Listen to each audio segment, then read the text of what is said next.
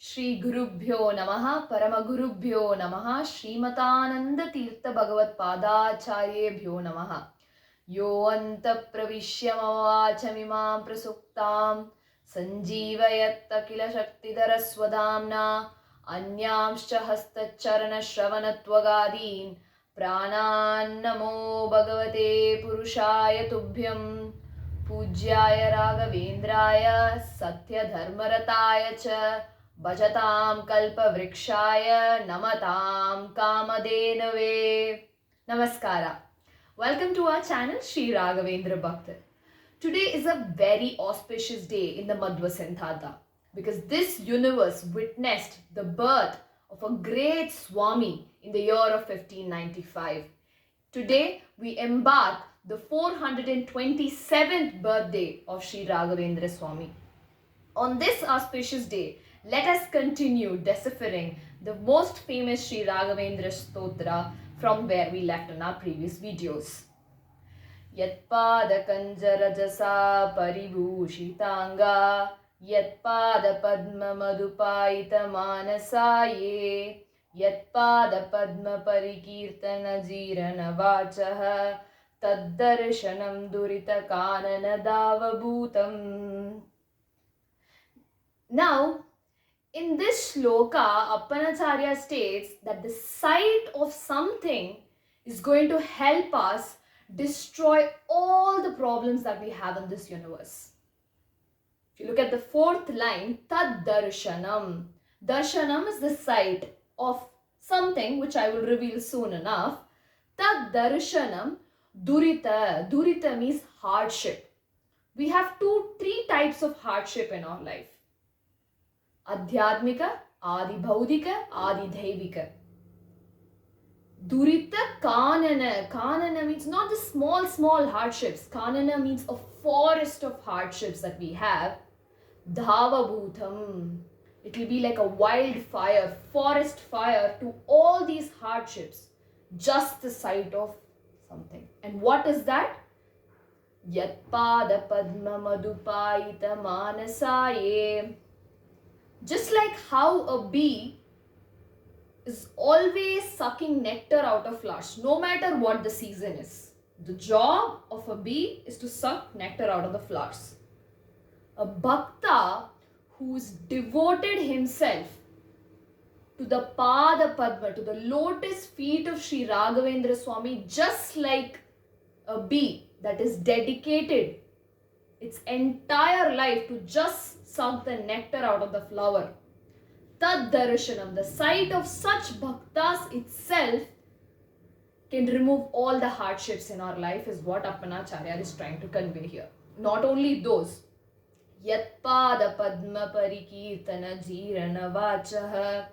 Now devotion itself is one section. Now the other section he says, the bhakta who's constantly chanting the mantras of Sri Raghavendra Swami. So, one who's devoted himself to the Pada Padma of Sri Raghavendra Swami, and the bhakta who's constantly chanting the praises and mantras of Sri Raghavendra Swami. Just by the sight of these devotees, if our life could, lift up with all our hardships being destroyed, Imagine if we got direct blessings from Sri Raghavendra Swami. That is what is mentioned in the first line. Yatpada kanjarajasa paribhushitanga. Yat means who? Pada, feet. Kam jayate kam jaha.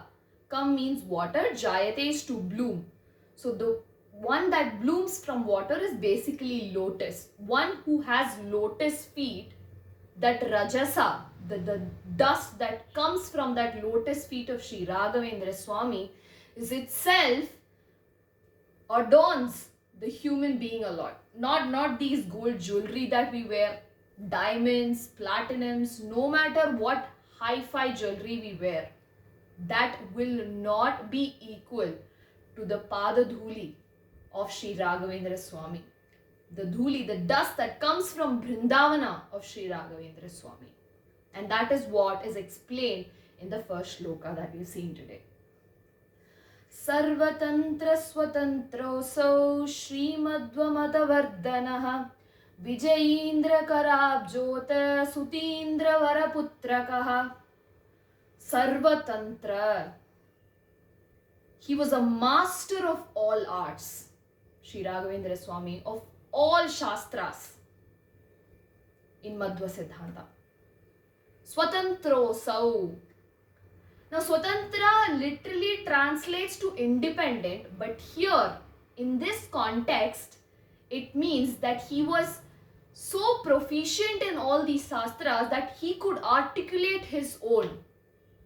That was the position of Sri Raghavendra Swami in terms of Shastra. That was the knowledge, immense knowledge that he had, no matter how diverse the Madhva Siddhanta was.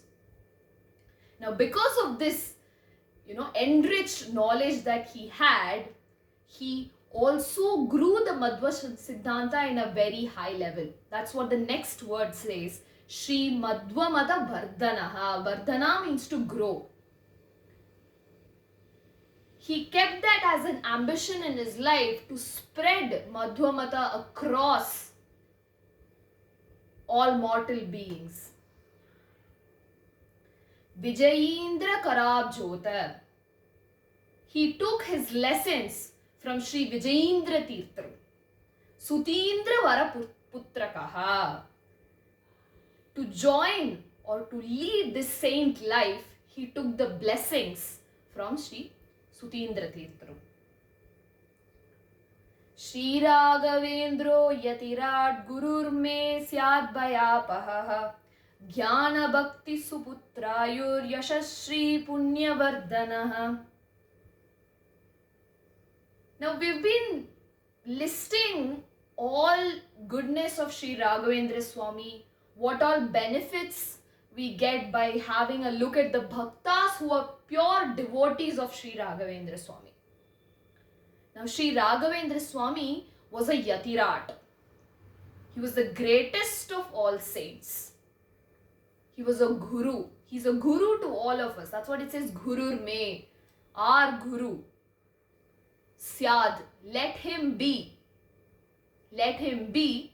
Bhayapahaha, let him remove all the fear that we have in our life. Not only remove the bhaya, but also give us with a lot of merits. And what are they? Jnana, Bhakti, Suputra, Ayuhu, Yashas, Shrihi, Punya, Vardhanaha. Let him give us jnana, good knowledge, immense knowledge. Knowledge about what? On our Sriman Narayana. Bhakti. Let him give us let him teach us how to dedicate our devotion. Let him give us that devotion. Suputra.